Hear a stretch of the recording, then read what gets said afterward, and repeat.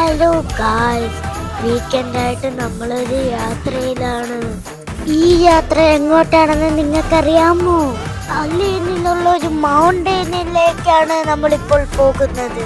ഈ മൗണ്ടൈന്റെ പേരാണ് ജബൽ ഹഫീസ്. ഇത് അബുദാബി ഒമാൻ ബോർഡറിലാണ്. ഇതാണ് ഫസ്റ്റ് വ്യൂ പോയിന്റ്. ഞാൻ അവിടെ ഇത്തിരി നേരം ഇരുന്നു, പിന്നെ ഫ്രണ്ട്സിന്റെ ഒപ്പം കളിച്ചു. എന്നിട്ട് വീണ്ടും നമ്മൾ യാത്ര തുടർന്നു.